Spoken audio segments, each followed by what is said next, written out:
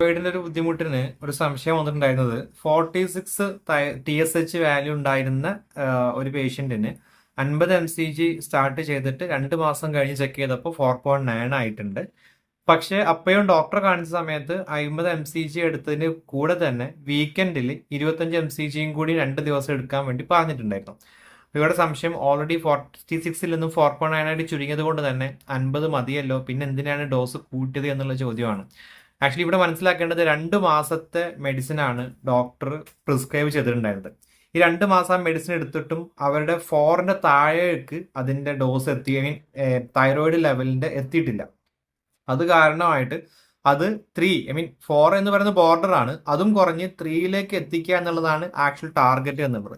അപ്പൊ അതിനെ കൊണ്ടുവരാൻ വേണ്ടിയിട്ടാണ് ഡോക്ടർ 25 ഈ വീക്കെൻഡ് 2 ദിവസം മാത്രം കൊടുക്കാറുള്ളത്. കാരണം അതിനെ 50നെ 75 ആക്കിയിട്ട് എല്ലാ ദിവസവും കൊടുത്തു കഴിഞ്ഞാൽ നല്ലവണ്ണം കുറയാൻ സാധ്യത ഉള്ളതുകൊണ്ടാണ് ഒരു സേഫ്റ്റി സോൺ എന്ന രീതിയിലേക്ക് 25 കൊടുക്കാനുള്ള കാരണം കേട്ടോ. അപ്പോൾ ഇവിടെ മനസ്സിലാക്കേണ്ടത്, നിങ്ങൾ തൈറോയിഡിന്റെ മരുന്ന് എടുത്തിട്ട് 4 എന്ന് പറയുന്ന ബോർഡർ ലൈനിൽ നിന്നും 4.2 4.5 എന്നുള്ളത് എത്തിക്കഴിഞ്ഞാൽ നോർമൽ ആണ് ചിന്തിക്കരുത്, അത് അബ്നോർമൽ തന്നെയാണ്. അതിനെ എത്രയും സ്ട്രിക്റ്റ് ആയിട്ട് തന്നെ 4ന്റെ താഴേക്ക് എത്തിക്കണം. അത്രയും ഇമ്പോർട്ടൻസ് ഉണ്ട് ആക്ച്വലി തൈറോയിഡിന്റെ അസുഖത്തിന്.